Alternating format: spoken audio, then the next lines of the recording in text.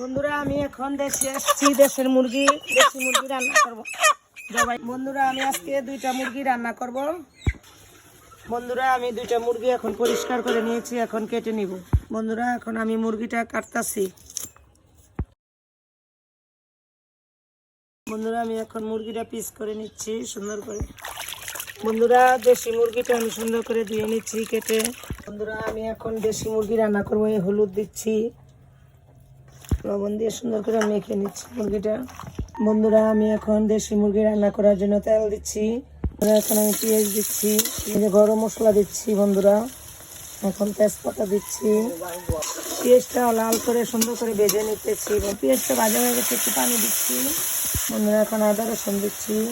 বন্ধুরা এই যে মরিচের ফাঁকি দিচ্ছি। বন্ধুরা এই যে হলুদ ফাঁকি দিচ্ছি। বন্ধুরা এই যে ধনিয়ার ফাঁকি দিচ্ছি। এখন কোলা মশলাটা সুন্দর করে কষিয়ে নিচ্ছি।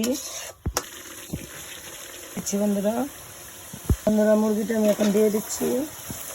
বন্ধুরা মুরগিটা আমি এখন কষাচ্ছি সুন্দর করে। এই যে আমি এখন ঢেকে দিচ্ছি।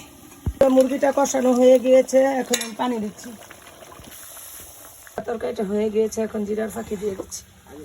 আমার তরকারিটা হয়ে গিয়েছে, এখন আমরা সবাই মিলেমিশে খাবো।